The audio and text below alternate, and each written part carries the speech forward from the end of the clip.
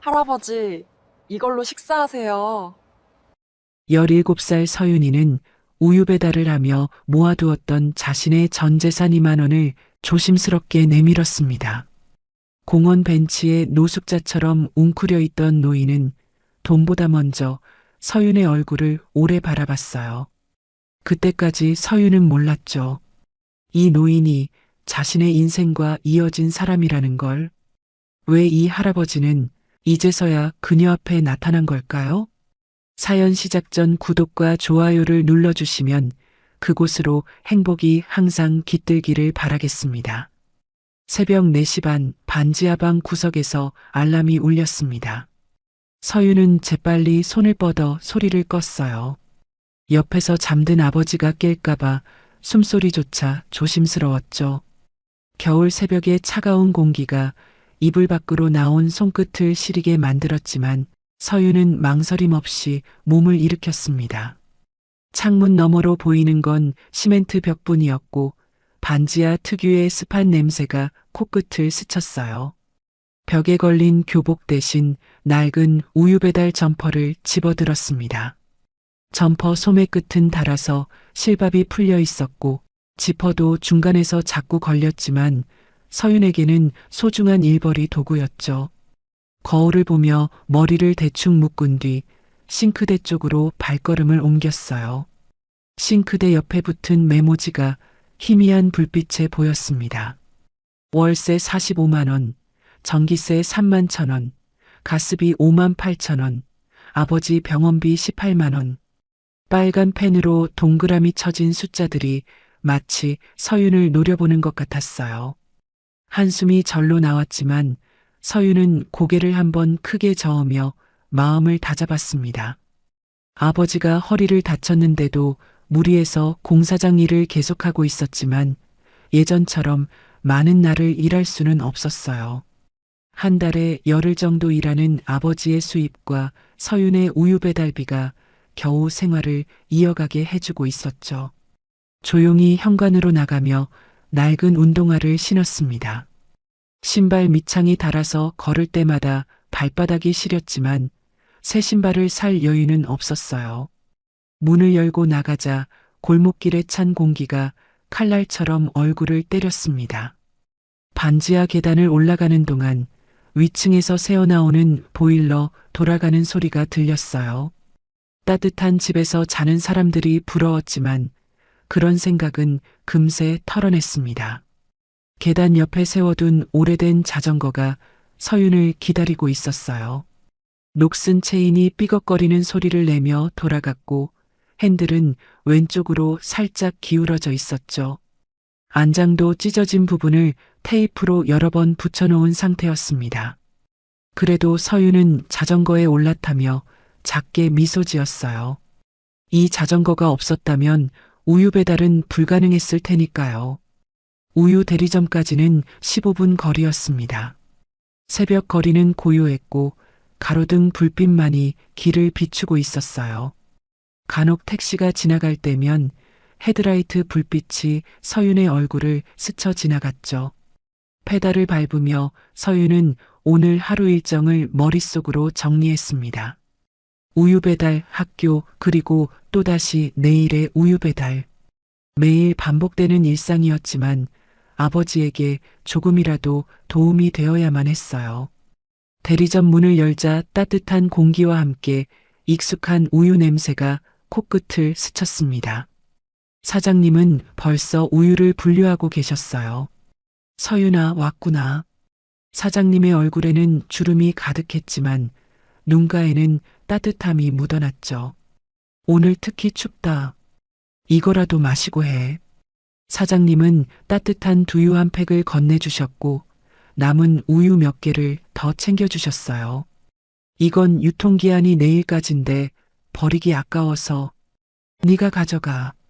서윤은 고개를 깊이 숙였습니다. 감사합니다, 사장님. 목소리가 떨렸지만 추위 때문인지 감동 때문인지는 서윤도 잘 몰랐어요. 사장님의 작은 배려가 없었다면 서윤의 하루는 훨씬 더 힘들었을 거예요. 우유 상자를 자전거 뒤에 단단히 고정시킨 뒤 첫 번째 배달지로 향했습니다. 오르막길을 올라가는 동안 숨이 차올랐지만 서윤은 멈추지 않았어요. 시간이 곧 돈이었으니까요. 첫 번째 아파트에 도착했을 때 동쪽 하늘이 희미하게 밝아오기 시작했습니다. 엘리베이터가 고장난 5층 건물의 계단을 오르내리며 서윤은 각 집 문 앞에 우유를 조심스럽게 놓았어요. 3층의 한 집에서는 문 앞에 메모가 붙어 있었습니다. 우유 배달 감사합니다. 추운데 고생 많으세요. 작은 봉투가 함께 붙어 있었는데 안에는 1,000원짜리 2장이 들어 있었어요. 서윤은 잠시 망설이다가 봉투를 주머니에 넣었습니다. 이런 작은 팁이 모이면 라면 몇 개는 살 수 있었으니까요. 다세대 주택가를 지나며 서윤은 각 집의 문패를 확인했습니다. 어떤 집은 우유를 이틀치씩 한꺼번에 받기를 원했고 어떤 집은 현관문 옆 화분 뒤에 놓아달라고 했죠. 서윤은 각 집의 요구사항을 모두 외우고 있었어요. 실수하면 다음 달 배달을 못하게 될 수도 있었으니까요. 배달을 마치고 집으로 돌아오는 길, 서윤은 빵집 앞을 지나갔습니다. 막 구워낸 빵 냄새가 코끝을 자극했지만 서윤은 고개를 돌렸어요. 가방 속 우유로도 충분했으니까요. 그때 주머니 속 핸드폰이 울렸습니다. 아버지의 메시지였죠. 밥 차려놨다. 빨리 와서 먹고 가거라. 집에 도착했을 때는 6시가 넘어 있었습니다. 반지하 계단을 내려가며 밥 냄새가 올라오는 걸 느꼈어요. 방문을 열자 아버지가 허리를 잡으며 일어나고 있었습니다. 아이고, 허리야. 작은 신음소리가 새어나왔지만 서윤을 보자 억지로 미소를 지었어요. 우리 딸, 오늘도 고생했네. 도주는 천천히 세면대로 걸어가 찬물로 얼굴을 씻었습니다. 물이 차가웠는지 인상을 찌푸렸지만 이내 수건으로 얼굴을 닦으며 거실로 나왔어요. 두 사람은 작은 밥상에 마주 앉았습니다. 도주는 숟가락을 들기 전에 잠시 딸을 바라봤어요. 17살 딸이 새벽마다 일어나 일을 하는 모습이 가슴 아팠지만 내색할 수는 없었죠. 학교는 요즘 어떠니? 최대한 평범한 목소리로 물었습니다. 서윤은 일부러 씩 웃으며 대답했어요. 잘 지내요, 아빠. 오늘도 친구들이랑 즐겁게 보내고 있어요. 아버지 앞에서만큼은 늘 밝은 딸이고 싶었으니까요. 사실 학교에서는 체험학습 얘기로 시끌시끌했지만 그 얘기를 꺼낼 수는 없었죠. 테이블 위에는 학교에서 보낸 가정통신문이 놓여 있었습니다. 박물관 체험학습 안내라는 굵은 글씨가 선명하게 보였고 그 아래에는 참가비 55,000원이라는 글자가 빨간색으로 표시되어 있었죠. 도준의 시선이 잠시 그곳에 머물렀습니다. 그는 알고 있었어요. 딸이 왜 그 얘기를 꺼내지 않는지를. 침묵이 흘렀습니다. 찌개를 떠먹는 소리와 젓가락이 그릇에 부딪히는 소리만이 작게 들렸죠. 도주는 허리 통증을 참으며 앉아 있었고 서윤은 아버지가 불편해하는 걸 알면서도 모른 척했어요. 서로를 위하는 마음이 오히려 침묵을 만들어냈죠. 아빠, 오늘 현장은 어디예요? 서윤이 분위기를 바꾸려 물었습니다. 강남 쪽이야. 아파트 리모델링 현장이라 어서 나가봐야지. 도주는 대수롭지 않게 대답했지만 서윤은 알고 있었어요. 허리가 아픈 아버지가 할 수 있는 일이 별로 없다는 거요. 서윤은 서둘러 밥을 먹고 일어났습니다. 설거지를 하려 했지만 도준이 말렸어요. 내가 할게. 너는 학교 갈 준비해. 서윤은 잠시 망설이다가 고개를 끄덕였습니다. 가방을 매면서 남은 우유 2팩을 넣었어요. 저 학교 갈게요. 현관으로 향하며 말했습니다. 도주는 딸의 뒷모습을 바라보며 말했어요. 조심해서 다녀와. 네, 아빠도 오늘 무리하지 마세요. 허리 아프면 쉬세요. 서윤은 돌아보며 웃었지만 그 웃음 속에는 걱정이 가득했어요. 도준도 억지로 웃으며 손을 흔들었죠. 현관문을 나서기 전 서유는 신발장 위에 놓인 낡은 가족 사진을 잠깐 바라봤습니다. 사진 속에는 없는 엄마의 빈자리가 유독 크게 느껴졌어요. 한숨을 삼키며 문을 나섰습니다. 반지하 계단을 올라 골목으로 나온 서유는 겨울 아침의 차가운 공기를 깊게 들이마셨어요. 하늘은 이제 제법 밝아졌고 출근하는 사람들이 하나둘 거리에 나타나기 시작했습니다. 가방 속에서는 우유팩이 부딪히는 소리가 났고 주머니 속 지갑에는 10,000원짜리 2장과 아까 받은 2,000원이 전부였어요. 학교까지는 아직 시간이 있었습니다. 서유는 천천히 걸으며 생각에 잠겼어요. 주머니 속 10,000원짜리 2장과 아까 받은 2,000원. 이 돈으로 일주일을 버텨야 했죠. 다음 우유 배달 정산일까지는 아직 닷새나 남았습니다. 등굣길에 하나둘 학생들이 늘어나기 시작했어요. 같은 교복을 입은 친구들이 삼삼오오 모여 웃으며 지나갔지만 서유는 조용히 혼자 걸었습니다. 누군가는 새로 나온 핸드폰 얘기를 하고 누군가는 어제 본 드라마 얘기를 하고 있었죠. 서윤에게는 모두 다른 세상 이야기처럼 들렸어요. 학교로 가는 길목에는 작은 공원이 하나 있었습니다. 평소라면 그냥 지나쳤을 곳이었지만 오늘은 왠지 발걸음이 그쪽으로 향했어요. 아직 등교 시간까지는 여유가 있었으니까요. 공원 입구에 낡은 표지판이 바람에 살짝 흔들리고 있었고 이른 아침이라 그런지 산책 나온 사람도 몇 명 없었습니다. 그때 서윤의 눈에 들어온 건 공원 가장자리, 가장 외진 벤치에 웅크리고 앉은 사람이었어요. 회색 코트를 입은 노인이었는데 어깨를 잔뜩 움츠린 채 고개를 숙이고 있었습니다. 멀리서 봐도 뭔가 이상했어요. 이른 아침 공원 벤치에 앉아 있는 것까지는 평범할 수 있지만 그 모습이 너무 초라해 보였거든요. 서유는 잠시 망설이다가 천천히 다가갔습니다. 가까이 가니 더 선명하게 보였어요. 노인의 구두는 한때는 고급스러웠을 것 같은데 지금은 완전히 닳아 있었고 왼쪽 구두끈은 풀어져 있었죠. 회색 코트에는 먼지와 얼룩이 여기저기 묻어 있었고 소매 끝은 헤어져 실이 삐져나와 있었습니다. 무엇보다 충격적인 건 노인의 얼굴이었어요.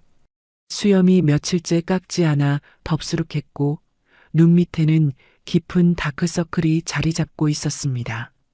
밤을 밖에서 보낸 사람의 얼굴이었죠. 할아버지, 괜찮으세요? 서윤이 조심스럽게 말을 걸었습니다. 노인은 천천히 고개를 들었어요. 눈빛이 초점을 잃은 듯 흐릿했고 입술은 추위에 파랗게 질려 있었죠. 노인은 서윤을 한참 바라보다가 입을 열었지만 목소리는 갈라져 있었습니다. 나는. 노인은 같은 말만 반복했어요. 무언가 대답하려고 애쓰는 것 같았지만 생각이 나지 않는 듯 했습니다. 이마에 주름을 잡으며 간절하게 뭔가를 떠올리려 했지만 결국 고개를 저으며 한숨을 내쉬었죠. 할아버지, 성함이 어떻게 되세요? 집은 어디세요? 서윤이 다시 물었습니다. 하지만 노인은 그저 멍하니 서윤을 바라볼 뿐이었어요. 그 눈빛에는 두려움과 혼란이 가득했습니다. 기억을 잃은 사람의 눈이었죠. 서윤은 주머니에서 핸드폰을 꺼냈다가 다시 넣었어요. 119를 불러야 할까? 아니면 근처 파출소에 데려가야 할까? 하지만 노인의 떨리는 손을 보니 마음이 아팠습니다. 손등에는 검버섯이 가득했고 손톱 밑에는 때가 끼어 있었어요. 얼마나 오래 이런 상태로 있었을까요? 할아버지, 배고프시죠? 서윤은 가방을 열어 우유 한 팩을 꺼냈습니다. 아침에 넣어둔 것 중 하나였어요. 이거 드세요. 따뜻하지는 않지만 그래도 속이 좀 편하실 거예요. 노인은 떨리는 손으로 우유를 받아들었습니다. 우유를 여는 것도 힘들어 보였어요.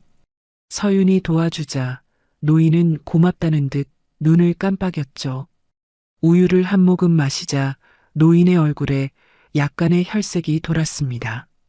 그러더니 갑자기 서윤의 손을 붙잡았어요. 고맙다. 정말 고맙다.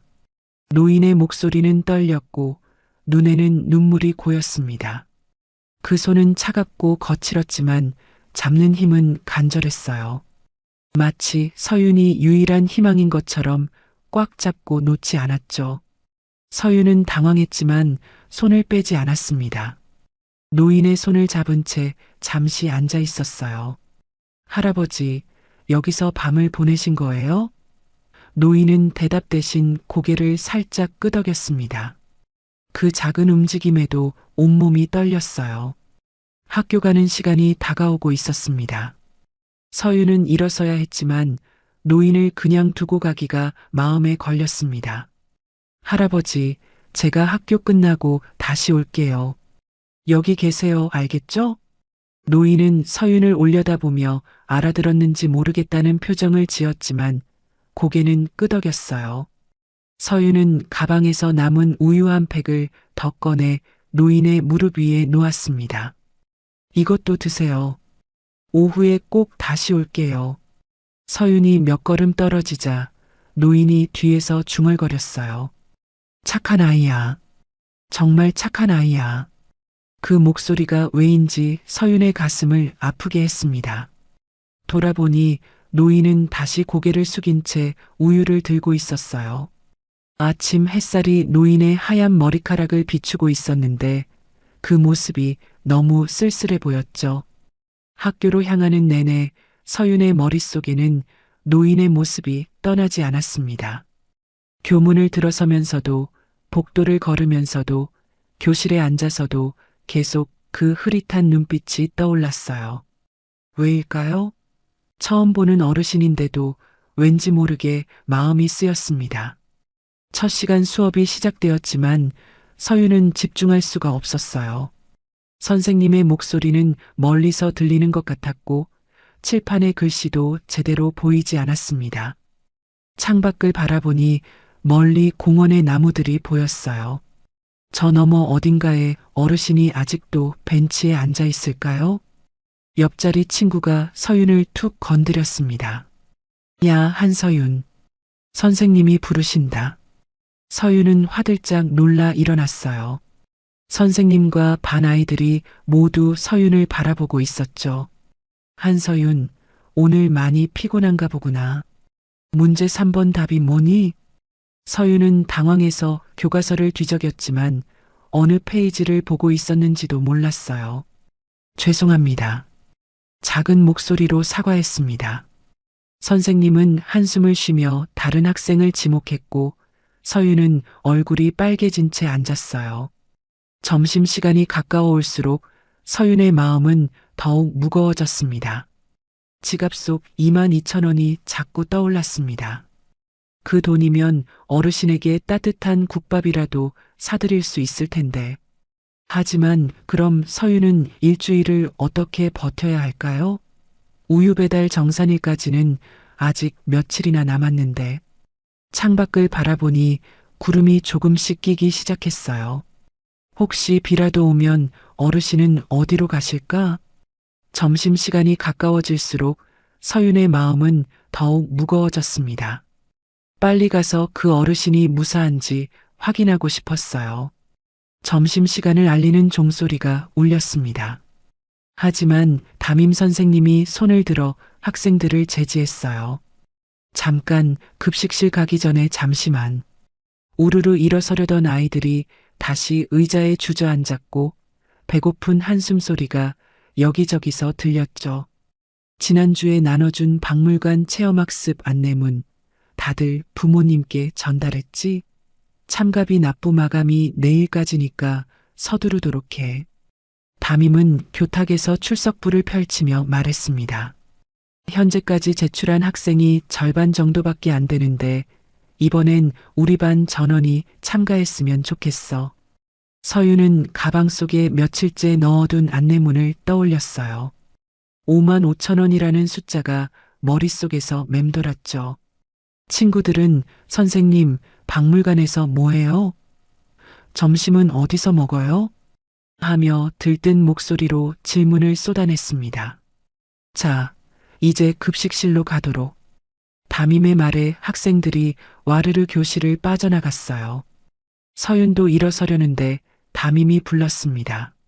서윤아, 잠깐만. 교실에 둘만 남자 담임은 부드러운 목소리로 말했어요. 서윤아, 이번 체험학습은 정말 좋은 기회야. 박물관에서 특별 프로그램도 준비했대. 너도 꼭 같이 갔으면 좋겠는데. 서윤은 애매한 웃음을 지으며 고개를 살짝 숙였습니다. 네, 선생님. 아빠한테 말씀드려 볼게요.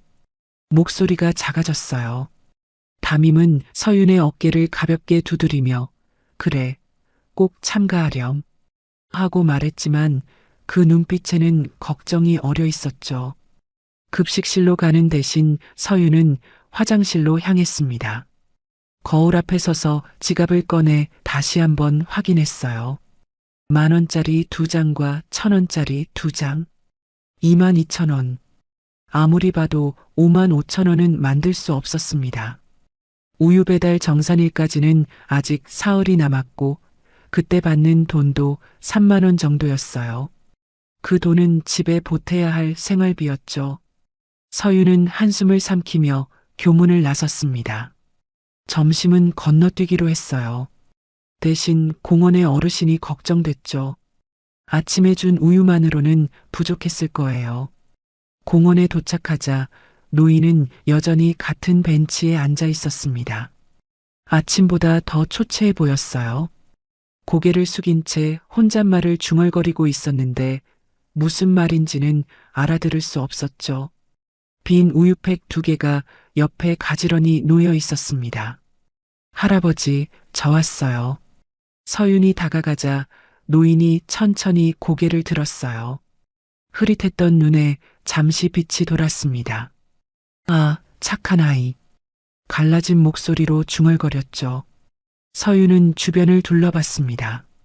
점심시간이라 공원에는 산책 나온 직장인들이 몇 명 있었지만 아무도 노인에게 관심을 주지 않았어요. 서윤은 노인 옆에 앉아 지갑을 꺼냈습니다. 할아버지, 이거. 서윤은 10,000원짜리 2장을 꺼내 노인에게 건넸어요. 노인은 멍하니 돈을 바라보다가 고개를 저었습니다. 아니야, 아니야. 하지만 손은 떨리고 있었고 배에서는 꼬르륵 소리가 났죠. 서윤은 일어섰습니다. 할아버지, 잠시만 기다리세요. 공원 입구의 편의점으로 달려갔어요. 삼각김밥 3개와 바나나 우유, 물 1병을 샀습니다. 7,000원이 나왔어요. 벤치로 돌아온 서윤은 비닐봉지를 노인 앞에 놓았습니다. 드세요. 배고프시죠? 노인은 떨리는 손으로 삼각김밥을 집어들었어요. 포장을 뜯는 것도 힘들어했지만 서윤이 도와주자 감사한 듯 눈을 깜빡였습니다.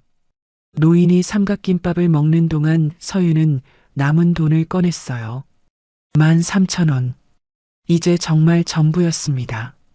서윤은 돈을 접어서 노인의 코트 안쪽 주머니에 넣으려 했어요. 할아버지, 이거 가지고 계세요. 노인은 화들짝 놀라며 서윤의 손을 밀어냈습니다. 안 돼, 안 돼. 네가 가져. 하지만 서윤은 포기하지 않았어요. 할아버지가 더 필요하세요. 잃어버리시면 안 돼요. 결국 돈은 노인의 주머니 깊숙이 들어갔습니다. 노인은 서윤을 바라보며 눈물을 글썽였어요. 무언가 말하려 했지만 입술만 달싹거릴 뿐 소리는 나오지 않았죠. 서윤은 노인의 차가운 손을 잠시 잡아주었습니다. 할아버지, 며칠 뒤에 또 올게요. 건강하세요. 학교로 돌아가는 길, 서윤의 지갑은 텅 비어 있었습니다. 하지만 이상하게도 마음은 가벼웠어요. 노인의 표정이 조금이나마 밝아진 것 같았거든요. 오후 수업이 끝나고 종례 시간, 담임이 다시 한번 체험학습 얘기를 꺼냈습니다. 내일까지 신청서 제출 안 한 학생은 꼭 가져오도록. 특히 서윤이 너도. 서윤은 조용히 고개를 끄덕였어요. 집으로 가는 길, 서윤은 가방에서 구겨진 안내문을 꺼냈습니다. 5만 5천 원이라는 숫자가 여전히 선명했죠. 다른 친구들에게는 그저 평범한 금액이겠지만 서윤에게는 일주일 생활비에 가까운 돈이었어요. 반지하 계단을 내려가며 서윤은 결심했습니다. 아버지에게는 체험학습을 이야기를 말하지 않을 거예요. 그냥 조용히 넘어가면 되니까. 아버지가 더 미안해하실 필요는 없었죠. 저녁을 먹은 뒤 서윤은 방에서 숙제를 하는 척하며 체험학습 신청서를 바라봤어요. 부모님 서명란이 비어있는 종이. 서윤은 한숨을 쉬며 그 종이를 접었습니다. 그리고 책상 서랍 깊숙이 넣어버렸어요. 창밖으로 보이는 골목길에는 가로등 불빛이 희미하게 비치고 있었습니다. 서윤은 공책을 펼쳤지만 글씨가 써지지 않았어요. 머릿속에는 계속 노인의 모습이 떠올랐죠. 그리고 체험학습 날 혼자 텅 빈 교실에 남아있을 자신의 모습도. 체험학습 날 아침 학교 정문이 시끌벅적했습니다. 관광버스 4대가 나란히 서 있었고 학생들은 배낭을 메고 제잘거렸어요. 창가 자리는 내가. 간식 뭐 가져왔어? 들뜬 목소리가 가득했죠. 서윤은 그 무리를 피해 조용히 교무실로 향했습니다. 담임이 서윤을 보더니 작게 한숨을 쉬었어요. 서윤아, 3학년 2반 교실로 가 있어. 참가 안 하는 학생들이 거기 모여 있을 거야. 3학년 2반 교실에는 10명 남짓한 학생들이 있었습니다. 서로 눈도 마주치지 않고 조용히 앉아 있었죠. 모두가 왜 여기 있는지 알지만 굳이 말하지 않는 그런 침묵이었어요. 창밖으로 버스들이 출발하는 게 보였습니다. 엔진 소리가 멀어지자 학교는 순식간에 묘지처럼 조용해졌어요. 복도를 지나는 발자국 소리조차 크게 울렸죠. 오늘은 자습이야. 점심 급식은 없으니까 각자 알아서 해결하도록. 임시 담당 선생님의 말이 끝나자마자 교실 문이 닫혔습니다. 서윤은 수학 문제집을 펼쳤지만 숫자들이 흐릿하게 보였어요. 옆에 앉은 남학생은 이미 엎드려 자고 있었고 뒤쪽에선 누군가 라면 봉지를 바스락거리는 소리가 들렸죠. 12시가 되자 서윤은 가방에서 우유 한 팩을 꺼냈습니다. 텅 빈 지갑 때문에 이게 점심의 전부였어요. 운동장 벤치에 앉아 우유를 마시는데 핸드폰이 울렸죠. 친구들이 박물관 앞에서 찍은 단체 사진이었습니다. 서윤은 화면을 끄고 하늘을 올려다봤어요. 그때였습니다. 맑았던 하늘에 검은 구름이 몰려오기 시작했어요. 바람이 갑자기 세게 불더니 나무들이 미친 듯이 흔들렸죠. 하늘은 완전히 먹구름에 뒤덮였고 낮인데도 어두워졌죠. 몇몇 학생들이 불안한 듯 창밖을 내다봤습니다. 잠시 후 임시 담당 선생님이 들어왔습니다. 밖에 비 올 것 같으니까 오늘은 일찍 가도 돼. 우산 있는 사람? 아무도 손을 들지 않자 선생님이 혀를 찼어요. 그럼 비 오기 전에 빨리들 가. 조심해서. 학생들이 황급히 가방을 챙겼어요. 서윤도 서둘러 교실을 나섰는데 우산이 없다는 걸 그제야 깨달았죠. 아침엔 맑았는데 누가 이런 날씨를 예상했겠어요. 교문을 나서자 바람이 얼굴을 때렸습니다. 하늘에서 빗방울이 한두 방울씩 떨어지기 시작했어요. 처음엔 이마에, 그 다음은 어깨에. 점점 굵어지고 있었죠. 서윤은 뛰기 시작했습니다. 그런데 공원을 지나가다 멈춰 섰어요. 벤치에 누군가 있었거든요. 회색 코트를 입은 채 꼼짝도 하지 않는 노인. 빗방울이 그의 하얀 머리를 적시고 있었습니다. 할아버지. 서윤이 달려갔어요. 노인은 고개를 들었지만 눈빛은 여전히 흐릿했죠. 빗방울이 얼굴을 타고 흘러내리는데도 닦을 생각조차 하지 않았습니다. 할아버지, 비 와요. 어디라도 피하셔야 해요. 서윤이 노인의 팔을 잡아 일으키려 했지만 노인은 제대로 서지도 못했어요. 며칠 동안 벤치에만 앉아 있어서 다리에 힘이 없었던 거죠. 빗줄기가 점점 굵어졌습니다. 서윤의 교복이 순식간에 젖어들었어요. 노인의 회색 코트도 빗물을 머금어 무거워 보였죠. 이대로는 안 되겠다는 생각이 들었습니다. 할아버지, 저희 집이 가까워요. 잠시만 비를 피하고 가세요. 서윤은 노인을 부축해 일으켰어요. 노인은 비틀거렸지만 서윤의 어깨에 의지해 천천히 걸음을 옮겼습니다. 빗속을 걸으며 서윤은 생각했어요. 아버지가 뭐라고 하실까? 모르는 사람을 집에 데려가는 게 맞을까? 하지만 노인의 차가운 손과 떨리는 몸을 느끼며 지금은 그런 걱정을 할 때가 아니라고 마음먹었죠. 골목길로 들어서자 빗소리가 더 크게 울렸습니다. 반지하 계단은 이미 빗물이 흘러내리고 있었어요. 서윤은 조심스럽게 노인을 부축해 계단을 내려갔습니다.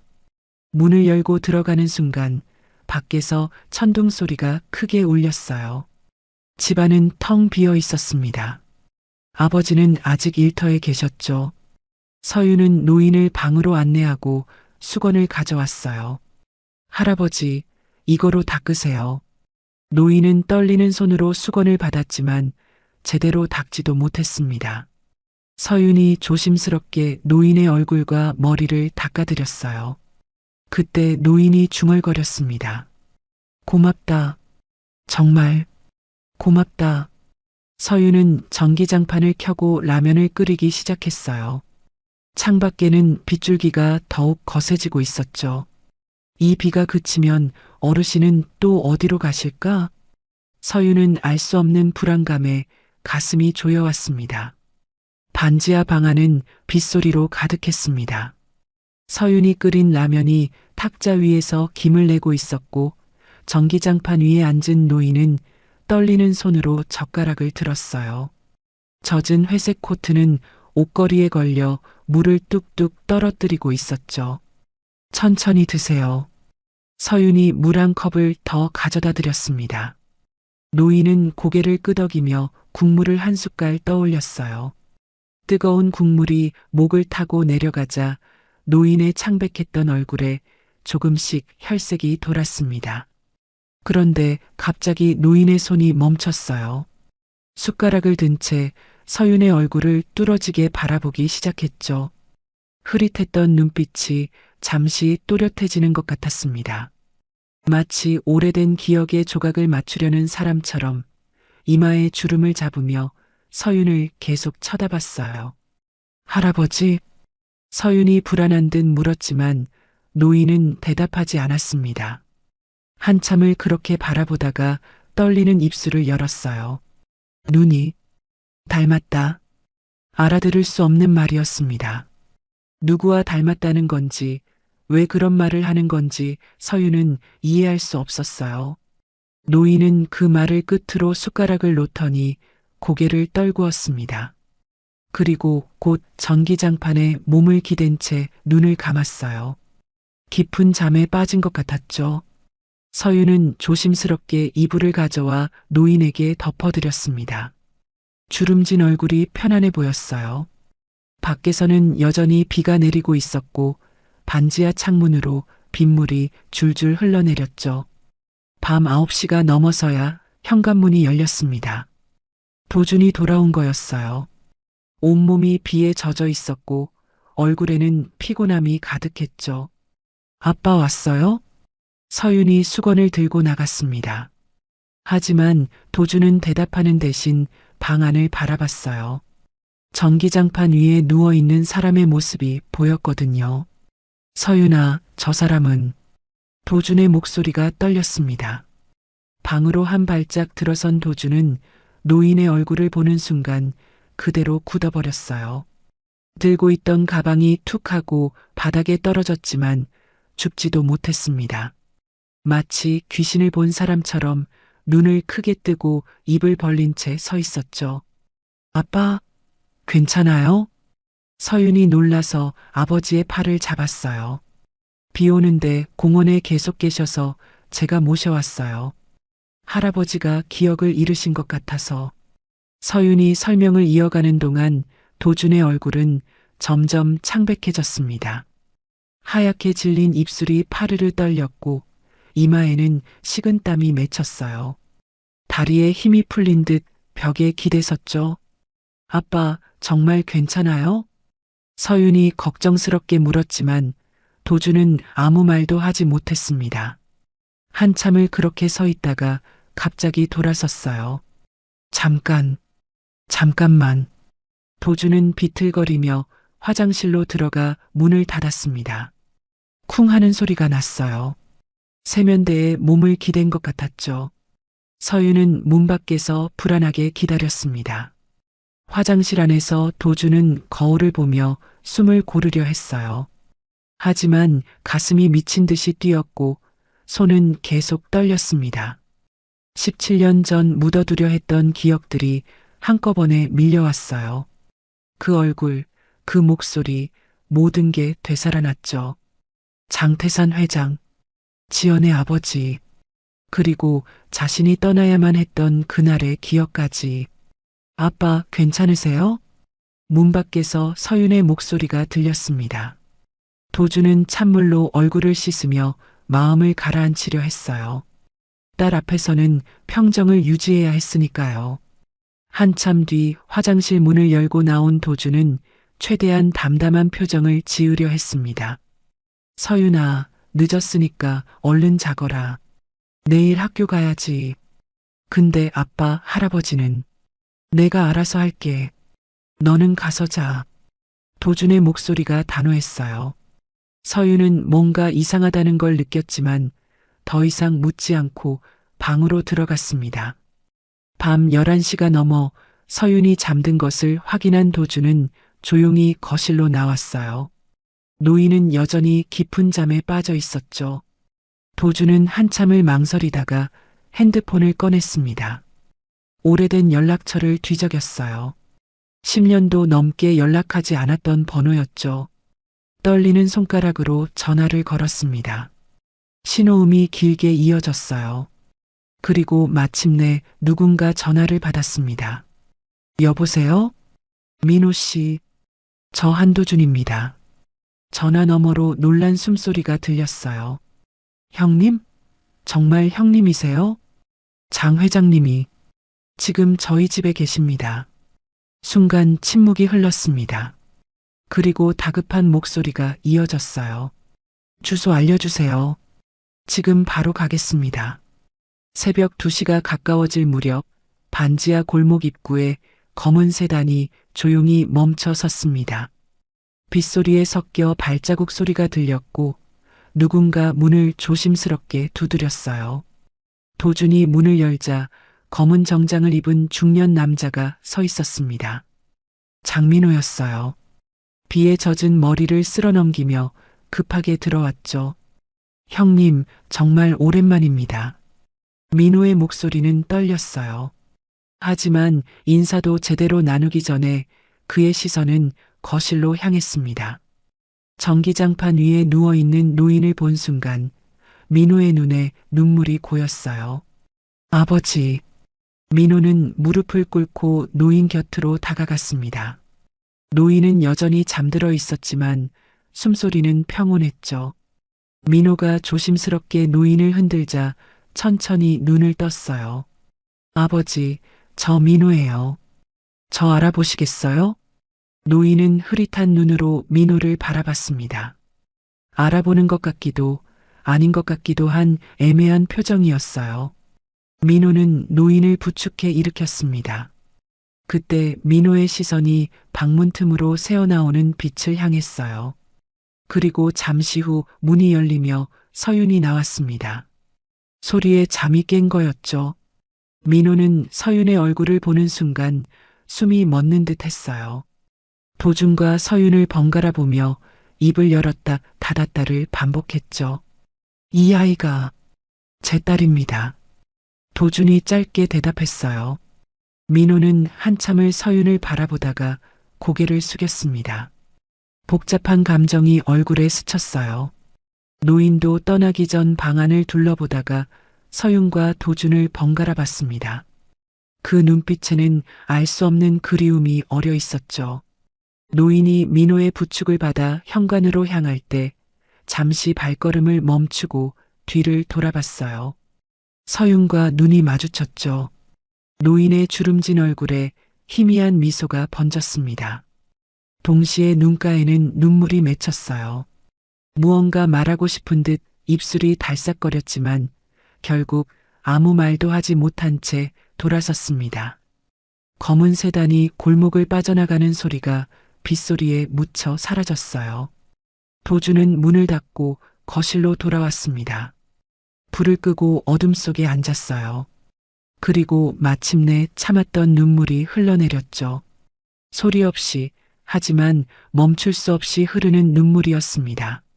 서윤은 방문 뒤에서 그 모든 걸 보고 있었어요. 평생 단단하기만 했던 아버지가 무너지는 모습을 처음 봤죠. 가슴이 먹먹했지만 다가가지는 못했습니다. 아버지에게도 혼자 있을 시간이 필요하다는 걸 알았으니까요. 빗소리는 점점 잦아들고 있었지만 반지하 방 안의 침묵은 더욱 깊어만 갔습니다. 일주일이 흘렀습니다. 그날 밤 이후로 반지하 집안에는 묘한 침묵이 감돌았어요. 도준은 여전히 새벽에 일어나 공사장으로 향했고 서윤도 변함없이 우유를 배달했습니다. 겉으로는 아무 일도 없었던 것처럼 일상이 계속됐지만 두 사람 사이에는 보이지 않는 벽이 생긴 것 같았죠. 서윤은 아버지의 표정이 전보다 훨씬 어두워진 걸 느꼈습니다.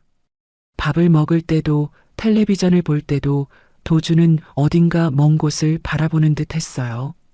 가끔 서윤과 눈이 마주치면 억지로 미소를 지었지만 그 미소가 더 아프게 느껴졌죠. 서윤은 무슨 말이라도 꺼내야 할 것 같았지만 어디서부터 시작해야 할지 몰랐습니다. 그날도 평범한 학교 시간이 다가오고 있었어요. 국어 수업이 한창이었는데 서윤의 시선은 자꾸만 창밖으로 향했습니다. 봄이 가까워지는지 햇살이 제법 따뜻했고 운동장에서는 체육 수업을 하는 학생들의 목소리가 들렸죠. 그때 학교 정문 앞에 검은색 벤치 한 대가 멈춰 서는 게 보였습니다. 번쩍이는 차체가 햇빛을 반사하며 유독 눈에 띄었어요. 서윤은 대수롭지 않게 생각했습니다. 가끔 부잣집 학부모들이 고급차를 타고 오는 일이 있었으니까요. 하지만 수업이 끝나고 쉬는 시간이 되어도 그 검은 벤치는 여전히 같은 자리에 서 있었습니다. 운전석에는 정장을 입은 기사가 앉아 있는 것 같았고 뒷좌석에도 누군가 있는 듯 했지만 짙은 선팅 때문에 잘 보이지 않았어요. 서윤은 문제를 풀다 말고 또다시 창밖을 바라봤습니다. 벤치는 움직이지 않았어요. 마치 누군가를 기다리는 것처럼 그 자리를 지키고 있었죠. 야, 저거 봐. 옆자리 친구가 속삭였습니다. 아까부터 계속 서 있는데 연예인이라도 온 거 아니야? 무슨 연예인이 여기 와? 뒷자리 친구가 대답했어요. 그냥 누구 데리러 온 거겠지. 하지만 서윤은 왠지 불안한 기분이 들었습니다. 그 차가 자신을 기다리는 것 같은 이상한 느낌이었어요. 말도 안 되는 생각이라며 고개를 저었지만 가슴 한구석이 계속 두근거렸죠. 종례 시간이 되었습니다. 담임 선생님이 전달 사항을 읽는 동안에도 서윤의 시선은 창밖에 머물렀어요. 벤치는 여전히 그곳에 있었습니다. 햇빛이 기울면서 차체가 더욱 검게 보였죠. 오늘 청소 당번 잊지 마라. 그럼 조심해서 집에 가고. 담임의 말이 끝나자 학생들이 우르르 일어났습니다. 서윤도 가방을 메고 교실을 나섰어요. 복도를 걸으면서도 계속 창밖을 확인했지만 이제는 건물에 가려 벤츠가 보이지 않았습니다. 현관에서 신발을 갈아 신고 교문으로 향했어요. 친구들은 삼삼오오 모여 수다를 떨며 나가고 있었죠. 서윤도 평소처럼 혼자 걸었습니다. 하지만 교문에 가까워질수록 발걸음이 느려졌어요. 왜인지 모를 긴장감이 온몸을 감쌌죠. 교문을 나서는 순간 검은 벤츠의 뒷문이 천천히 열렸습니다. 먼저 검은 정장을 입은 기사가 내려 뒷좌석으로 가더니 누군가를 부축하기 시작했어요. 흰 머리가 먼저 보였고 이어서 회색 정장을 입은 노인이 모습을 드러냈습니다. 서윤의 숨이 멎었어요. 일주일 전 비 오는 밤 반지하 방에서 라면을 먹던 그 어르신이었습니다. 하지만 지금의 모습은 완전히 달랐어요.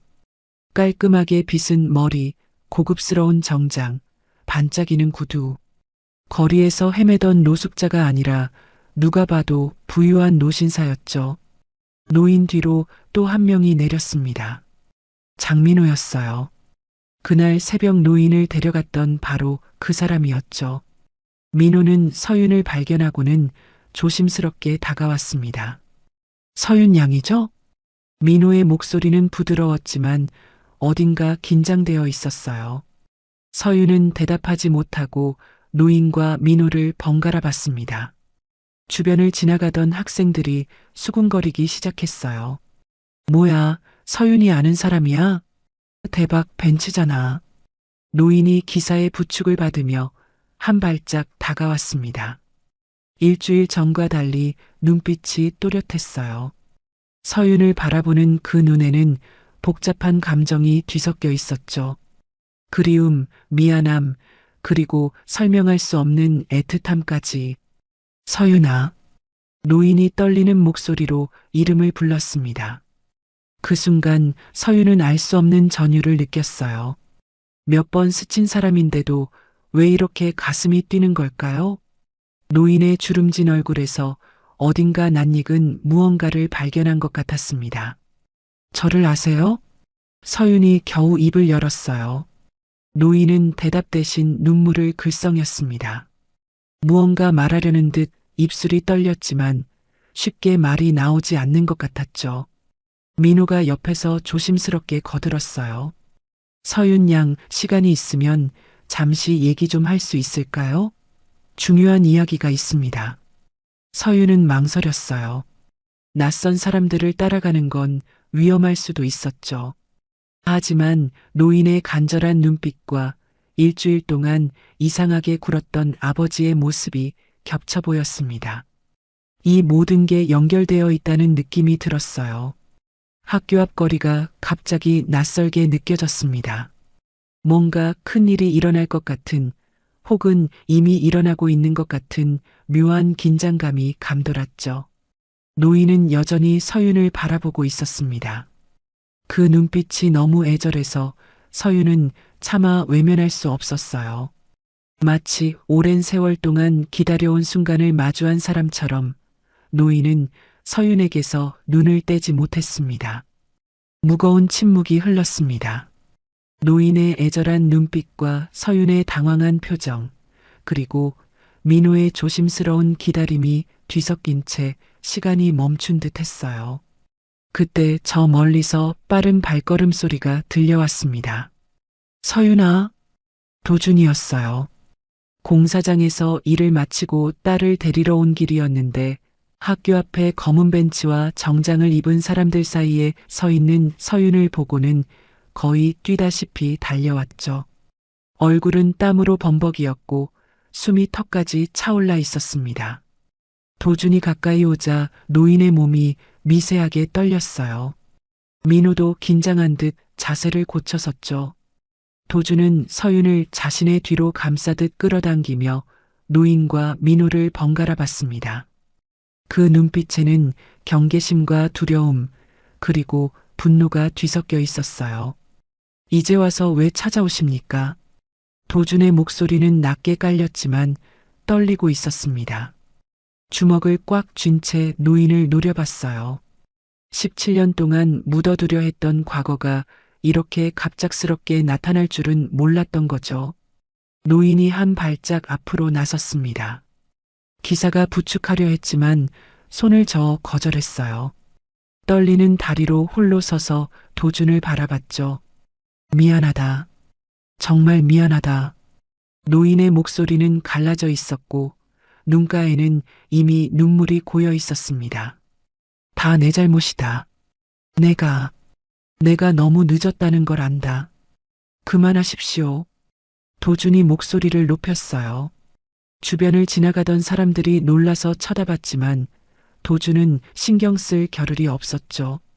저희를 이렇게 만든 사람이 이제 와서 무슨 할아버지입니까? 서유는 아버지의 팔을 잡았어요. 이렇게 감정적인 아버지를 본 건 처음이었습니다. 아빠, 무슨 일이에요? 할아버지라니. 그때 노인이 서윤을 바라보며 떨리는 입술을 열었어요. 민호의 등을 한번 바라본 뒤 마치 평생의 용기를 짜내는 것처럼 깊게 숨을 들이쉬었습니다. 서윤아, 내가 네 엄마의 아버지란다. 외할아버지야.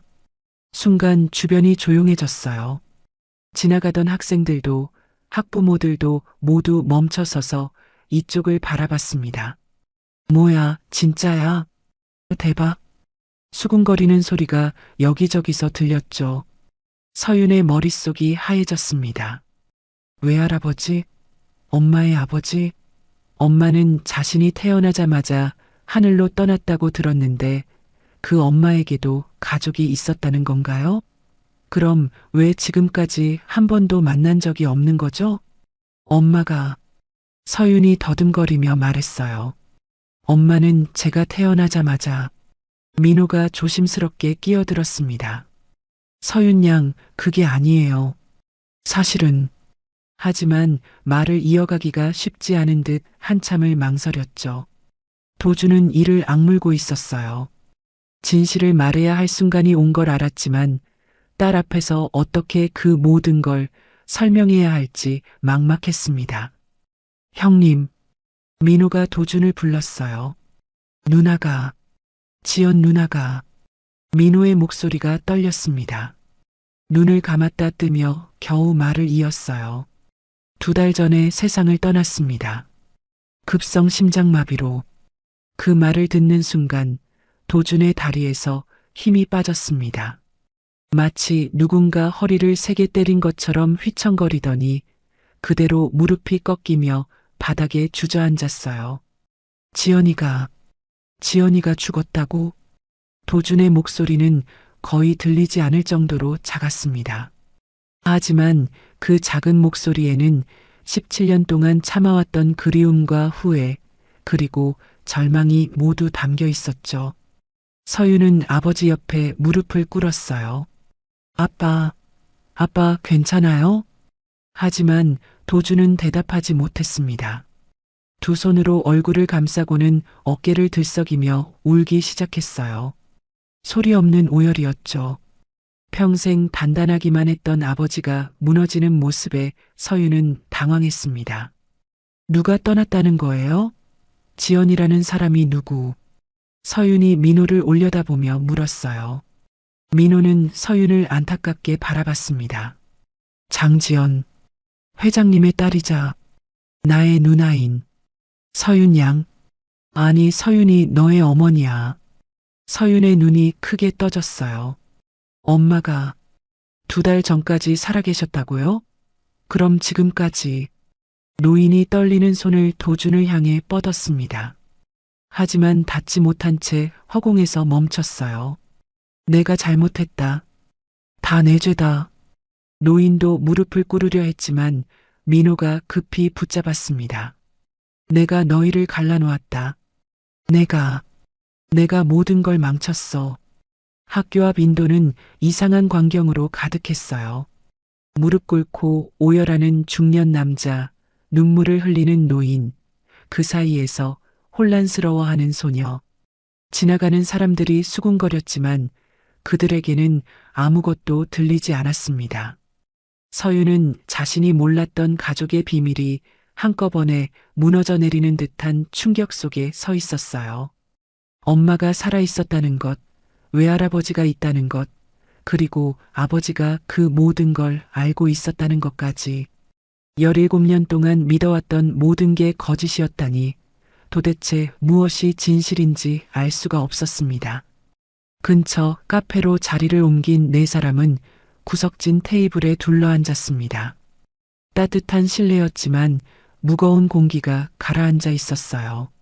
종업원이 가져다 준 커피는 그대로 식어가고 있었고 누구도 먼저 입을 열지 못했죠.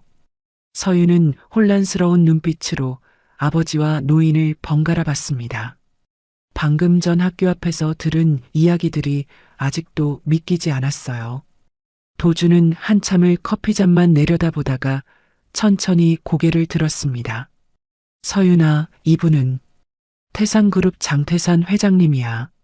서윤이 놀라서 노인을 다시 봤어요. 도주는 깊게 숨을 들이쉬며 눈을 감았습니다. 이제 모든 걸 말해줄게. 17년 전 봄, 28살의 한도주는 서울 외곽 부품 공장에서 쇳가루를 뒤집어쓰며 일하고 있었습니다. 오전 10시쯤 공장장이 목청을 높였어요. 야, 다들 작업복 좀 털어라. 회장님 따님이 견학 오신대. 도주는 별 관심 없이 선반 작업을 계속했습니다. 부자들의 구경거리가 되는 게 달갑지 않았죠.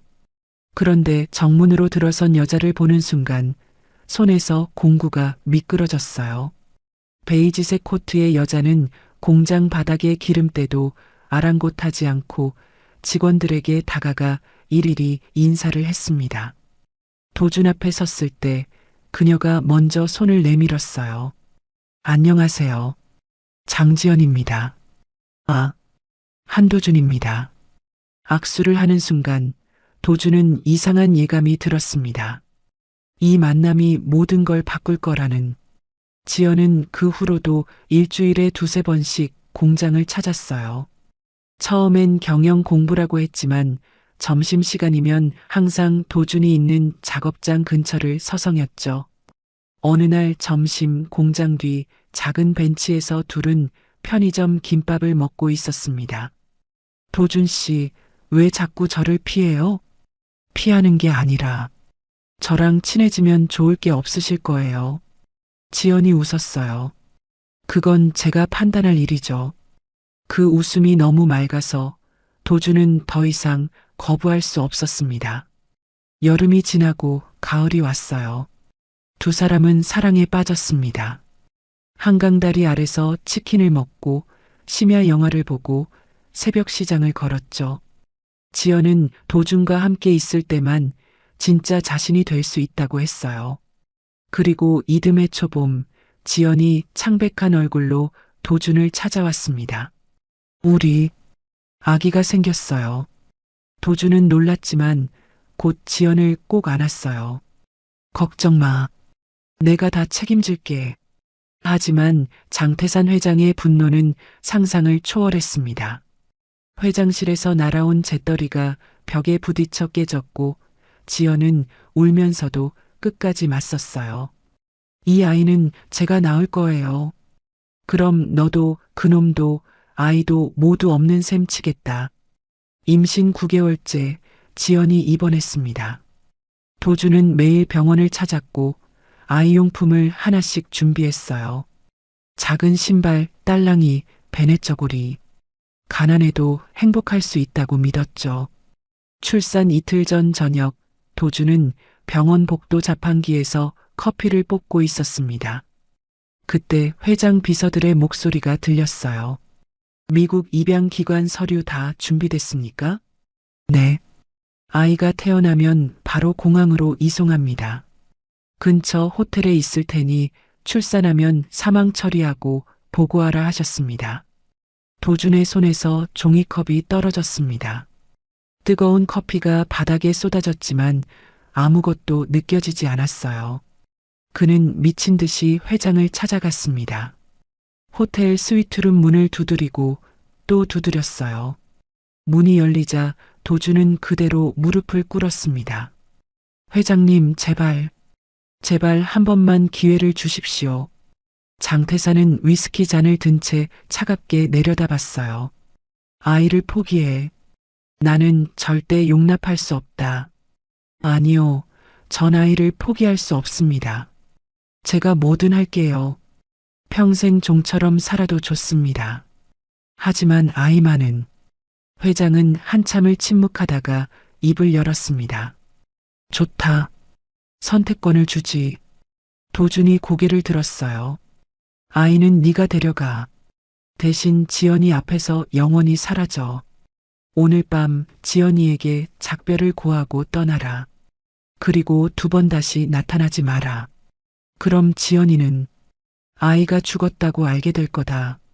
너도 떠났다고 알게 될 거고. 도준은 믿을 수 없다는 듯 회장을 올려다봤습니다. 제발, 회장님, 그건 안 됩니다. 그럼 원래 계획대로 하겠다. 아이는 미국으로 보내고, 도준은 주먹을 떨며 일어섰어요. 다른 선택이 없었습니다. 병실로 돌아가는 발걸음이 천근만근이었어요. 지연은 배를 쓰다듬으며 아기 이름을 고민하고 있었죠. 도준아, 여자이면 서윤이 어때? 서쪽의 윤슬처럼 반짝이는 아이. 도준은 지연 옆에 앉아 차가운 연기를 시작했습니다. 지연아, 나 다른 여자가 생겼어. 지연의 손이 멈췄어요. 무슨 소리야? 미안해. 그녀에게 자꾸 마음이 가. 난 떠날 거야. 거짓말하지 마. 지연이 도준의 팔을 잡았어요. 어제까지만 해도 아기 신발 사왔으면서 도준은 지연의 손을 뿌리치고 일어났습니다. 눈을 마주치면 무너질 것 같아서 벽만 바라보며 말했어요. 부담스러워. 너도 아이도. 너희 아버지와 너 사이에서도 난 너무 힘들어. 그녀 옆에 있으면 내가 나로 살 수 있는 것 같아. 병실 문을 나서는 순간 뒤에서 지연의 울음소리가 들렸습니다. 도준은 병원 화장실에 들어가 입을 틀어막고 소리 없이 울었어요. 다음 날 새벽 지연의 비명이 병원 전체를 울렸습니다. 출산의 고통이 시작된 것이었죠. 도준은 없었습니다. 이미 떠난 뒤였으니까요. 도준 씨 어디 있어요? 지연은 진통 사이사이 연인을 찾았지만 아무도 대답하지 않았어요. 12시간의 사투 끝에 아이가 태어났습니다. 지연은 기진맥진한 상태였지만 아이 울음소리를 듣고 미소를 지었어요. 우리 아기, 보여주세요. 하지만 간호사들은 아이를 급히 데려갔고 잠시 후 의사가 굳은 표정으로 들어왔습니다. 죄송합니다. 아이가 호흡곤란으로. 무슨 소리예요? 지연이 몸을 일으키려 했지만 쓰러졌어요. 거짓말. 방금 울음소리 들었단 말이에요. 급성 호흡부전이었습니다. 최선을 다했지만 지연은 미친 듯이 울부짖었습니다. 한 번만이라도 안게 해주세요. 제발. 하지만 의사는 고개를 저었어요. 그날 밤 지연은 거의 실신 상태였습니다. 도준도 떠났고 아이도 죽었다는 현실을 받아들일 수 없었죠. 장태산 회장은 딸의 병실 밖에서 담배를 피우며 중얼거렸어요. 이게 최선이다. 언젠가는 잊혀질 거야. 하지만 지연은 잊지 못했습니다. 10년이 지났어도 매년 아이의 기일이 되면 납골당도 없는 무덤을 찾아 헤맸어요.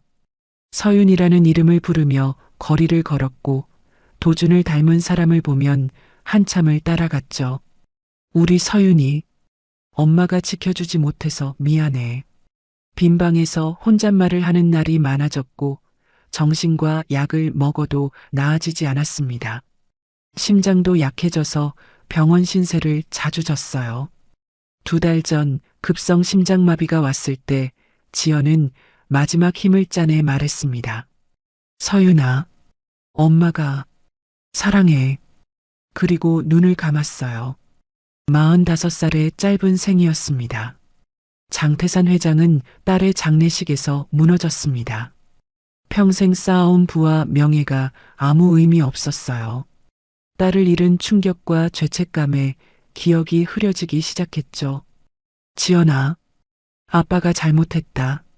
서윤이도 데려올게. 비서들이 회장을 말렸지만 그는 어느 날 밤 몰래 빠져나갔어요. 딸이 다녔던 학교, 병원, 공원을 헤매며 무언가를 찾았습니다. 그렇게 자신을 잊고 기억을 잃고 딸의 흔적을 쫓으며 소매치기에게 지갑을 털렸고 비를 맞으며 걸었죠. 그러다 우연히 서윤이가 사는 동네인 공원 벤치까지 앉게 된 것이었습니다. 무의식 속에서 손녀를 찾아 헤맨 것인지 운명의 장난인지는 아무도 몰랐어요. 노인이 떨리는 손으로 눈물을 닦았어요. 지연이가 마지막까지 내 이름을 불렀다. 한 번도 보지 못한 딸을 평생 그리워하며. 민호도 눈시울이 붉어졌습니다. 누나는 항상 아이용품을 사모았어요. 17살이 된 지금 입을 만한 옷들까지. 방 한 칸이 가득 찼죠. 도주는 두 손으로 얼굴을 감쌌어요. 지연이 끝까지 자신과 서윤을 잊지 못했다는 사실이 가슴을 찢었습니다.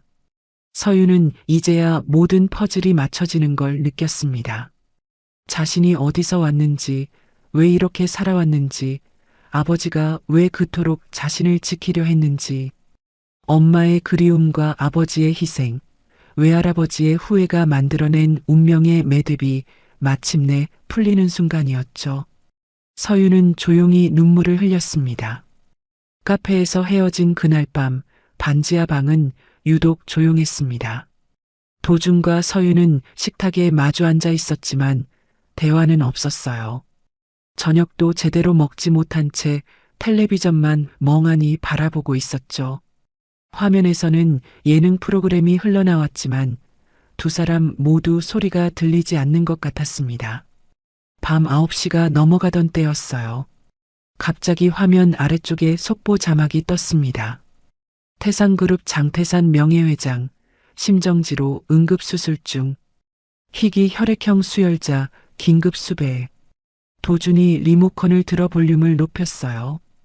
앵커의 목소리가 거실을 채웠습니다. 오늘 저녁 8시경 태산그룹 장태산 명예회장이 갑작스러운 심정지로 쓰러져 현재 응급수술을 받고 있습니다. 회장의 혈액형이 RH-AB형이라는 희귀 혈액형으로 전국에 등록된 헌혈자 수가 극히 적어 의료진이 수혈자를 긴급히 찾고 있는 상황입니다. 서윤의 얼굴이 창백해졌어요. 오늘 낮에 만났던 외할아버지가 쓰러졌다니. 화면에는 병원 앞 모습이 비치고 있었고 민호의 모습도 보였습니다. 장태산 회장은 최근 기억장애 증세를 보여왔으며 딸의 죽음 이후 건강이 급격히 악화된 것으로 알려졌습니다. 현재 가족들은 병원에서 애타게 수혈자를 기다리고 있으며 도준이 천천히 고개를 돌려 서윤을 바라봤습니다. 서윤도 이미 알고 있었습니다. 중학교 때 건강검진을 받고 선생님이 특별히 불러서 설명해줬던 기억이 생생했어요. 서윤아, 너는 RH-AB형인 아주 희귀한 혈액형을 가지고 있어. 전국에서도 손에 꼽히는 혈액형이야. 텔레비전을 껐습니다. 거실에 무거운 침묵이 내려앉았어요. 벽식의 초침 소리만 똑딱거렸죠. 도주는 한참을 아무 말 없이 앉아 있다가 의자를 끌어당겨 서윤과 더 가까이 앉았습니다. 양손을 무릎 위에 꼭 쥔 채 떨리는 목소리로 말했어요. 선택은 네가 하는 거다. 서윤이 아버지를 올려다봤어요. 안 가도 아무도 너를 탓할 수 없어. 그 사람이 우리에게 한 일을 생각하면. 하지만 도주는 말을 멈추고 깊게 숨을 들이쉬었어요. 하지만 네가 가겠다면 아빠는 막지 않겠다. 서윤은 대답하지 못하고 자신의 손등만 내려다봤습니다. 피부 아래로 보이는 푸른 혈관들, 그 안에 흐르는 피가 외할아버지를 살릴 수 있는 유일한 희망이라니. 아빠는 먼저 잘게. 도준이 일어섰어요. 하지만 방으로 들어가면서도 계속 뒤를 돌아봤죠. 딸이 어떤 선택을 할지 알 수 없었지만 그 선택을 존중하고 싶었습니다. 서유는 혼자 남아 텔레비전을 다시 켰어요. 뉴스에서는 계속 같은 소식을 반복하고 있었습니다. RH-AB형 혈액 보유자분들의 연락을 기다립니다. 방으로 들어간 서유는 침대에 앉아 생각에 잠겼어요. 책상 서랍을 열어 낡은 사진첩을 꺼냈습니다. 거기에는 어릴 적 아버지와 찍은 사진들 뿐이었죠. 엄마의 사진은 단 한 장도 없었어요. 반지하 계단에서 새벽에 떠나던 외할아버지의 뒷모습이 떠올랐습니다.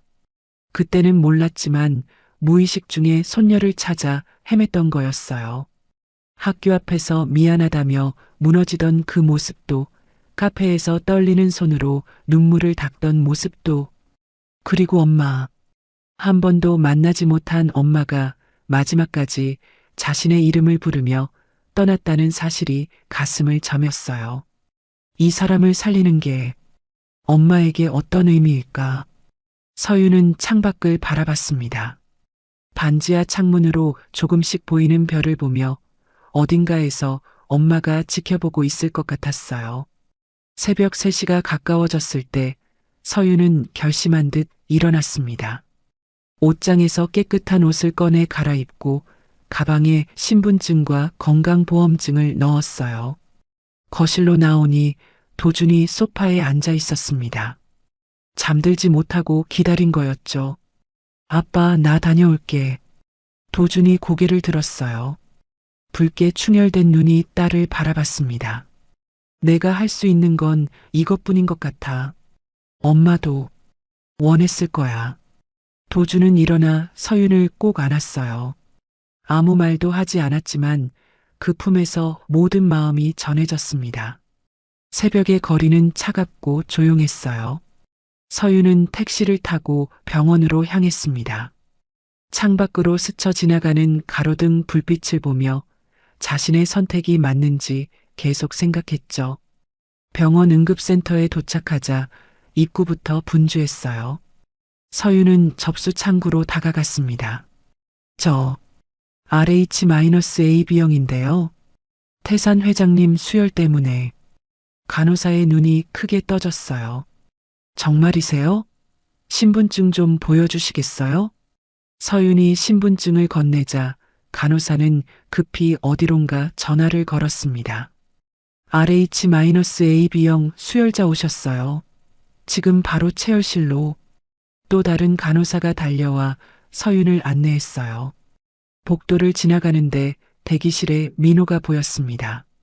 서로 눈이 마주쳤지만 말은 하지 않았어요. 민호의 눈에 고마움과 놀라움이 동시에 스쳤죠. 체열실에서 혈액 검사가 시작됐습니다. 정확한 혈액형 확인과 감염 여부 검사였어요. 의사가 설명했습니다. 회장님은 지금 수술 중이신데 출혈이 심해서 수혈이 시급합니다. 학생, 정말 고맙습니다. 서유는 고개를 끄덕였어요. 침대에 누워 팔을 내밀었죠. 차가운 알코올솜이 팔을 스치고 굵은 바늘이 혈관으로 들어왔습니다. 따끔한 통증과 함께 붉은 피가 관을 타고 흘러나가기 시작했어요. 이 피가 정말 할아버지를 살릴 수 있을까? 서윤은 눈을 감았습니다. 엄마가 이름 지어준 서윤. 서쪽의 윤슬처럼 반짝이는 아이. 그 이름처럼 누군가에게 희망이 될 수 있다면 그것만으로도 충분한 것 같았어요. 1시간쯤 지났을까요? 병원 복도 의자에 도준이 앉아 있었습니다. 서윤이 떠난 뒤 따라온 거였어요. 딸이 수혈하는 동안 그는 복도에서 밤을 새우며 기다렸죠. 수술이 끝났다는 소식은 새벽 5시에 전해졌습니다. 민호가 복도에서 밤을 새우던 도준에게 다가와 조심스럽게 말했어요. 형님, 아버지가 고비를 넘기셨습니다. 서윤이 덕분에. 도준은 고개만 끄덕였습니다.